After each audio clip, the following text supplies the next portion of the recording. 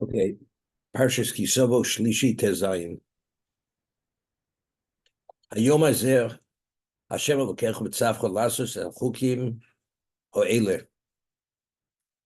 Today, Hashem, your God, is commanding you to do these chukim, these statutes, Vesamishpotim, Vishomarto. What's Vishomarto? And you should retain them, Vosiso, Osam, and do them, B'chol Vav Chol Nafsh Shecho.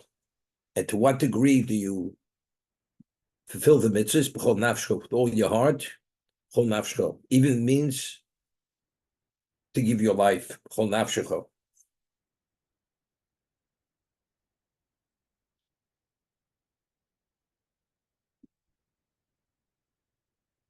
So Rashi on Hayom Hazeh writes, Hayom Hazeh Hashem Elkecha Mitzavcho, B'chol Yom Yu Beinecha Kechadoshos, Kilu Bo B'Yom Nitztavis Aleim.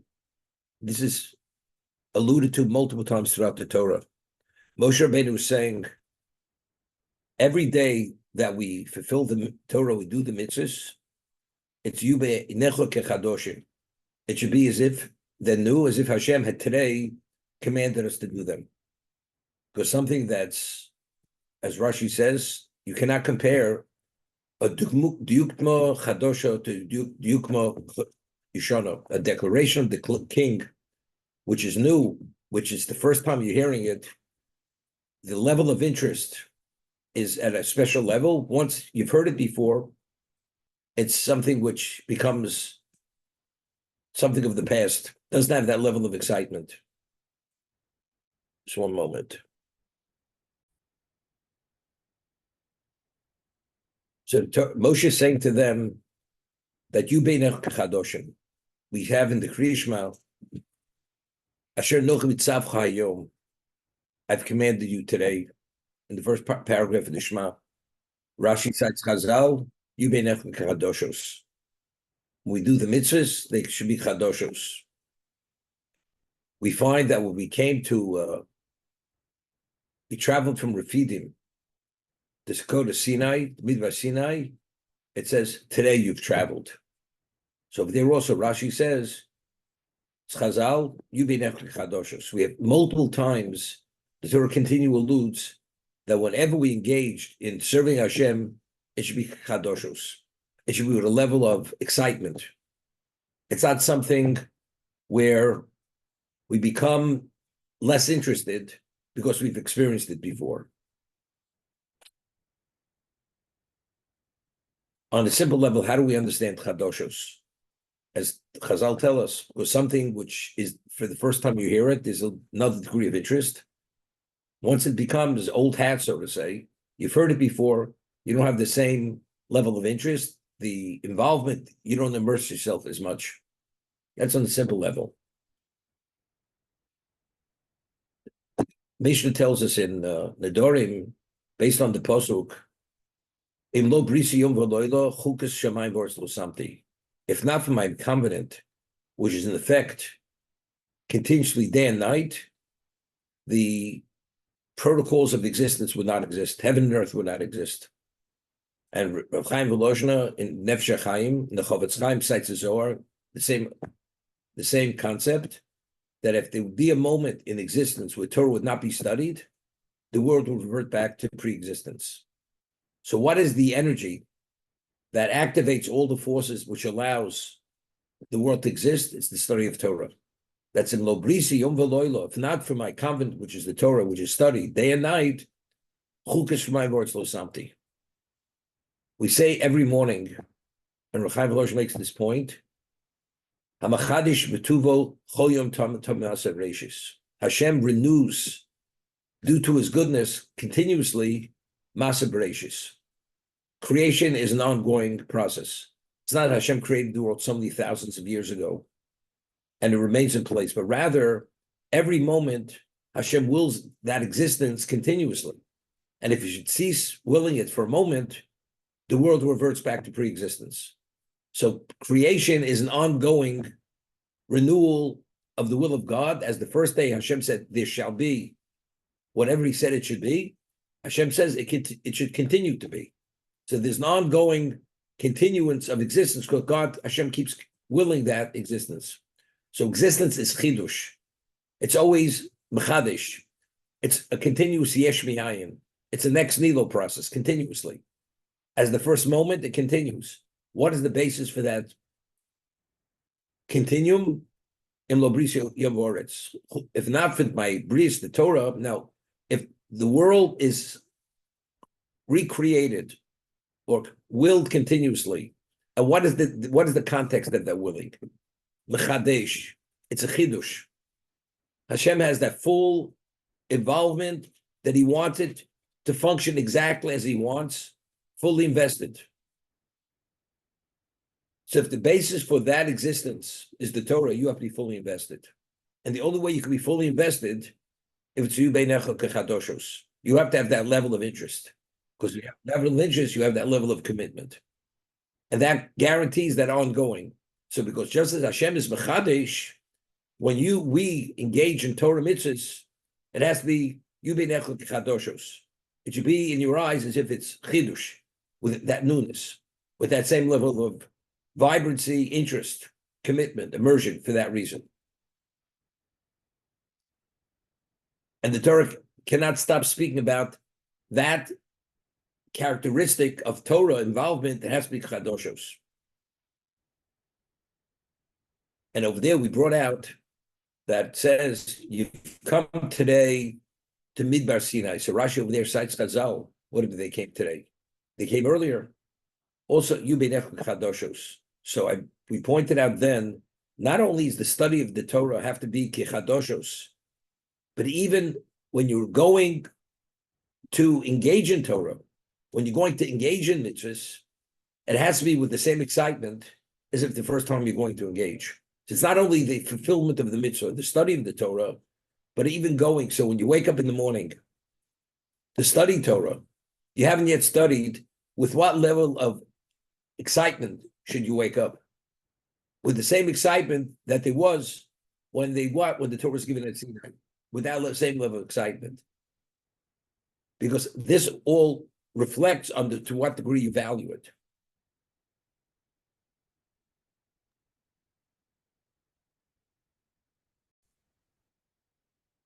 The Ramban writes in Bereshis, at the beginning, Bereshis bara Elokim Eisa Shemai V'Soretz. So he explains, the Ramban says in Greek, there's a word called hiyuli. It's a Greek word, hiyuli. Koach hiyuli. What does this mean? That initially he created an energy, which within that energy, in terms of the potential, when it evolves and manifests itself, everything is included in that energy. Every aspect of creation till the completion of creation.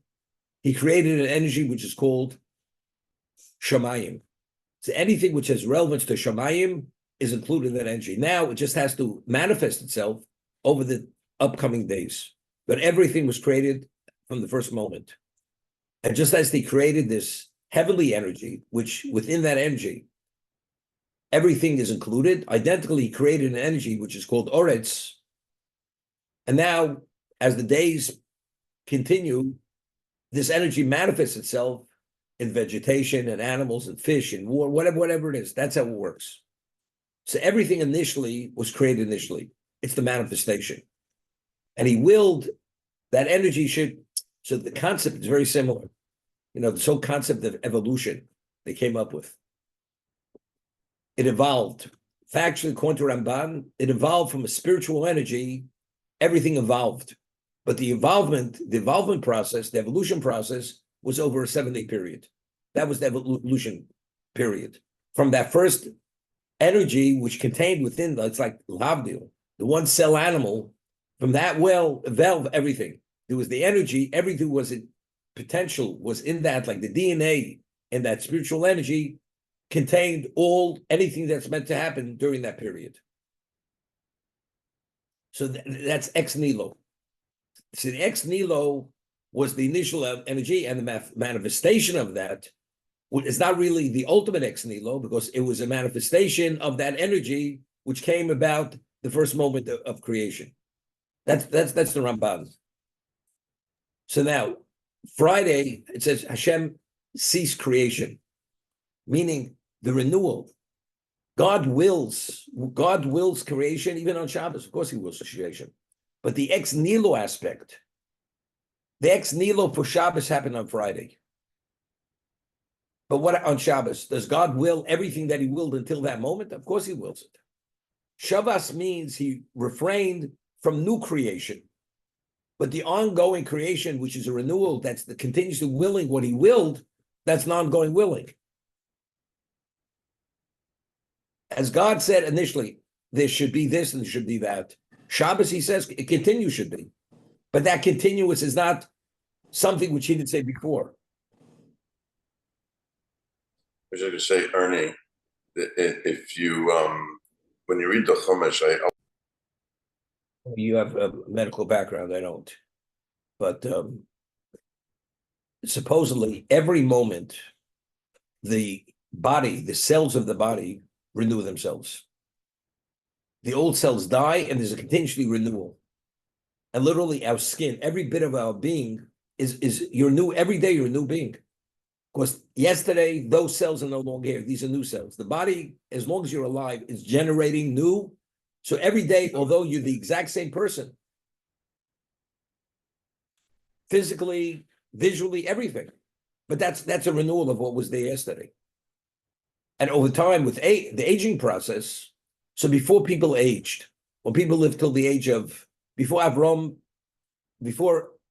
old age was introduced into existence, Avram was the first human being who aged. So that renewal process was exactly as a middle-aged person. Person never aged. Why? Because Hashem willed that process of renewal should manifest itself, that it doesn't go beyond a point where it's considered aging. Hashem willed then, now, although that energy continues, but at a different level. And that's the aging process. Yaakov Avinu was the first human being to be sick, to become ill. As it says, Yosef was told that his father's not well. So the Gemara says that's the first person in the history of existence who was subject to illness. So again, that the DNA or the makeup of the human being, that it should not be subject to illness, that you can't breach that the immune system no longer existed. It could be breached and became ill for a reason. Because the person has to set his affairs in order before he dies. And since Yaakov had to bless his children and had to be aware sufficiently in advance that he has a sense he's passing away, that he should arrange everything for the future to give the brachos to his children as they were meant to be given. So The Gemara says that the world is going to exist for 6,000 years. After 6,000 years is Shabbos. The world no longer exists. The only thing that exists are the souls of the people who are meant to be in the 7,000th year. The 8,000th year is the recreation of existence, where Hashem will reinfuse the soul into the body, which is that perfect body, which has no trace of the evil of the Eitz Hadas. When the world doesn't come to an end after 6,000 years, the world's going to be destroyed. It's not going to be destroyed. The world's going to revert back to pre-existence. Meaning Hashem is going to stop willing existence. The physical existence, Hashem stops willing it. So what exists? Only what He continues to will, which are the souls of the people who existed in that previous existence, who are worthy to exist. But in terms of existence, it's not you're going to have debris or you're going to have destruction. When Hashem put the mountain over our heads at Sinai, what did Hashem say? Either you accept my Torah, or the world will revert back to Tovavo, will go back to pre-existence. Doesn't say the world will be destroyed. Tovavo will go back to that original energy level, which is there is no trace of the physical existence any longer, because I created the existence for a purpose. What is the purpose for Torah and Klal Yisrael? If that purpose is not going to be met, then I cease willing existence. So the world reverts back to pre-existence for that reason. I asked the question, in the second bracha Shemona Esrei, we say, Mechalkel Chaim b'chesed, Hashem sustains life with chesed, and he resurrects the dead with great mercy. Rachim Rabim. And then we go and speak about Somech Noflim, Rofi Chol, Matir Asurim. And what's it all about? We're going from life, sustaining life, to resurrection. Then we start filling in the gaps. Somech Noflim, Rofi Cholim, Matir Asurim. All the deal. We say B'chal Kaim B'chesed, then speak about what that is, and then speak about resurrection. But we go from the first moment to the last moment, and then we speak about Somech Noflim, Rofi Cholim, Matir Asurim. And then we mention why. I don't know if the question ever bothered you.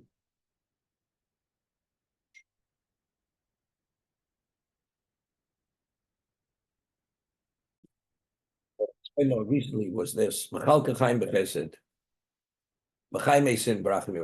the objective of life? Ultimately, to come to the goalpost. I mentioned in the name of the Ramchal, why does man have to be resurrected? Why, after Adam ate of the tree of knowledge, why did God say, the day you will eat, you will die? And die means you'll be subject to death.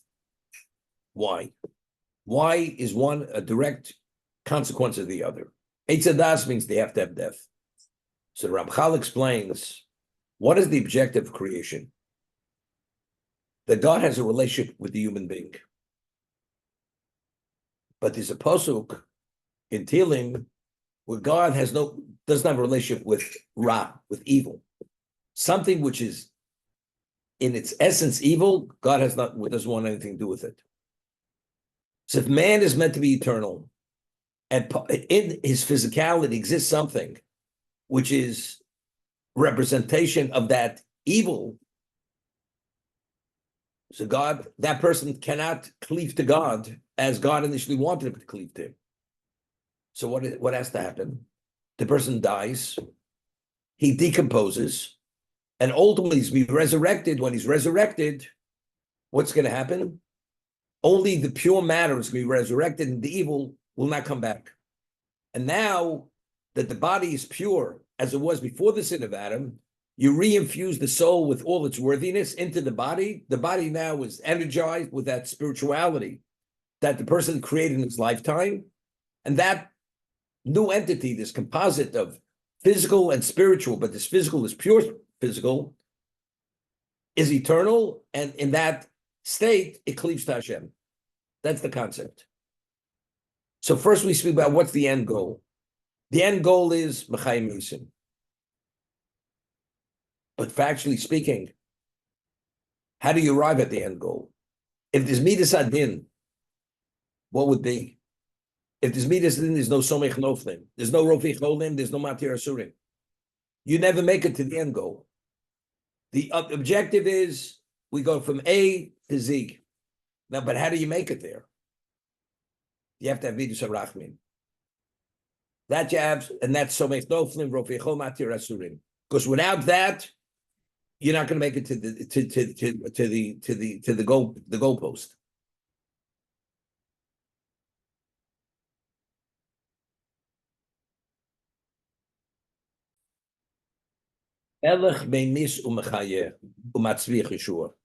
What does that mean? The melech is meimis u'mechayeh.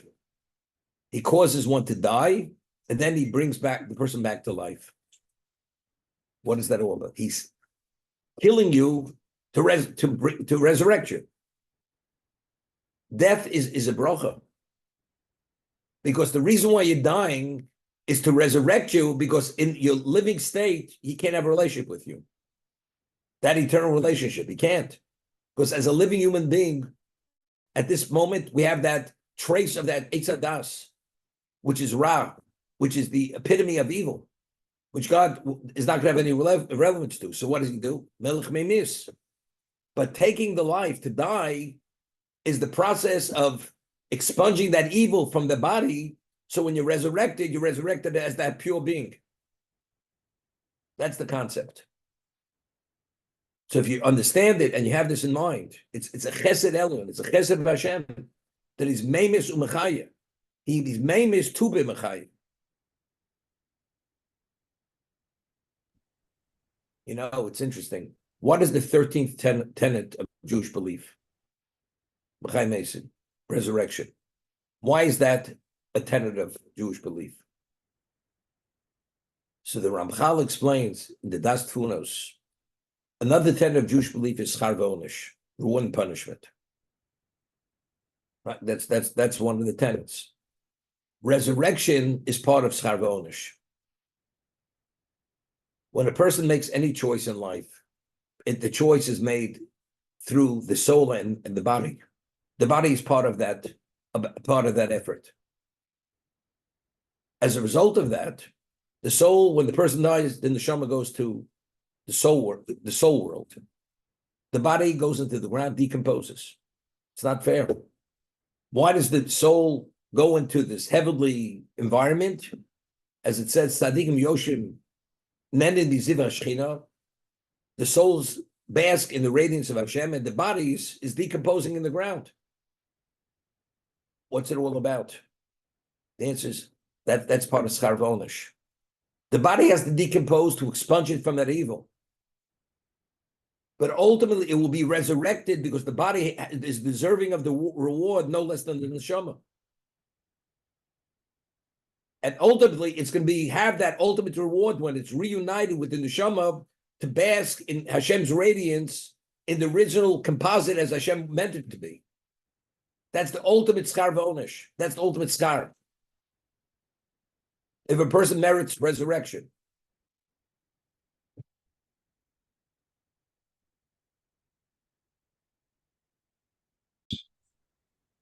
Good on. He explains it this way. Why do we have choice? Why is life a struggle?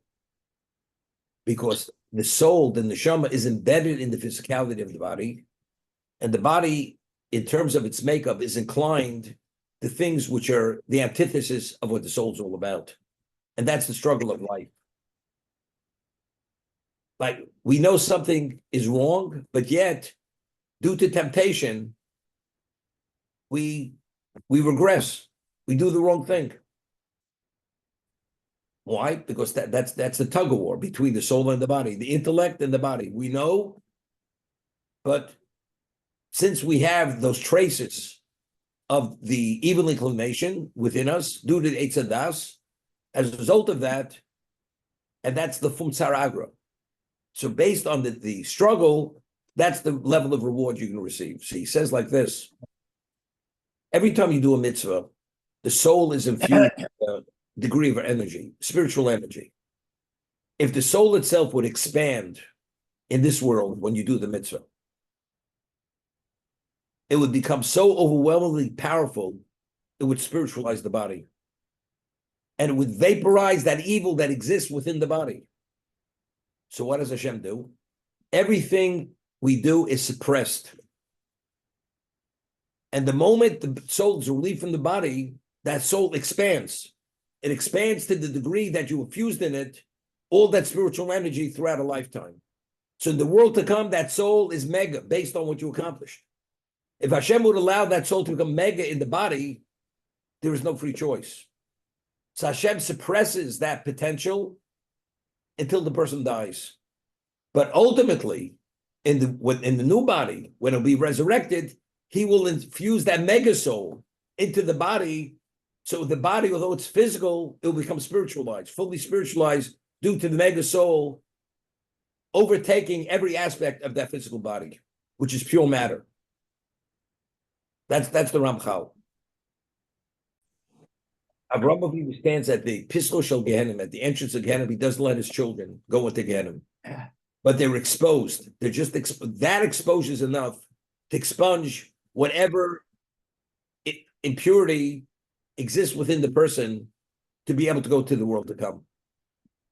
That's the idea. But when you go to the world to come, you're already you're expanded, and that's when you become that mega soul in the world to come.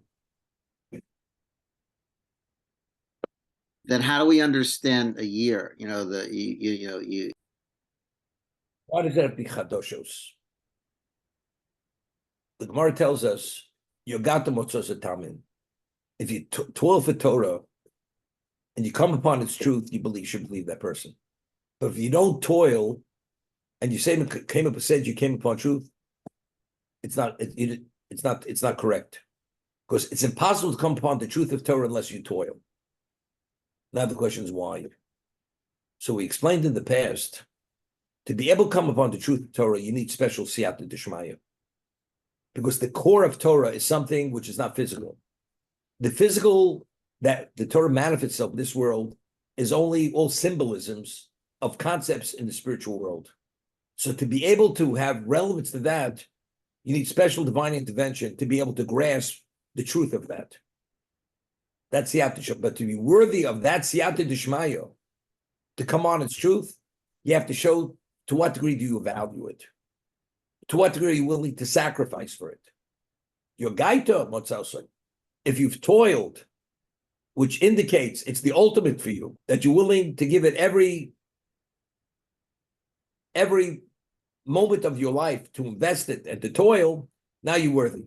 And based on the degree that you toil, that's the degree you come upon its truth.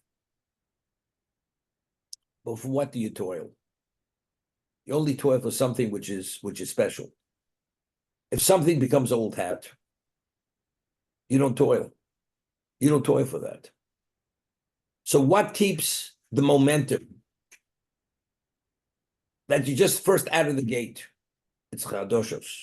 If you see it as it's the first moment it was given, and understand its innate value, as we said before, because God continuously renews it. If that's the case, you give it every effort. We know, factually speaking, a human being is able to achieve a level that goes beyond his own physical strength. When the adrenaline runs, there's stories, person stuck under a car, and the person, if unless you remove the car within a short period, the person is going to die. People have superhuman strength, they can lift the car off the person. Because understanding the value of moments, whether it's life or death, person gets additional energy or ability, he can lift the car. If you understand the value of Torah, what it is, you go that extra mile. So the more you value it, understand its significance and its innate importance, you're going to toil to that degree. And if that's the case, you merit that siyata d'shmaya. That's your gatam motzos tamin. But you need the chadoshos. Unless it's chadoshos, that puts a drag on it. It's like you have a chain ball attached to your foot and you want to run. You're dragging. You can't move. So how do you move? You cut it off, now you can move. The chadoshos is part of the impetus to be able to soar and go at this very quick pace. I always say, if you want to push a boulder up a mountain, how long could you push? Eventually, the boulder comes back, crushes you. Initially, you have all the energy, but how long could you push? But if it's chadoshos, you're not pushing the boulder up the mountain. You're going down the mountain, and down, but up, because you have the momentum. That momentum, the boulder goes by itself, almost. The example people give, we just started to learn, say, the 2 hours are up already. What happened to the time? But if a person has no interest, the time just drags on. But if it's chadoshos, nothing is too difficult. If it's old hat, when is it going to be over? I know what it's all about. Rabbi, but just conversely, obviously, persons involved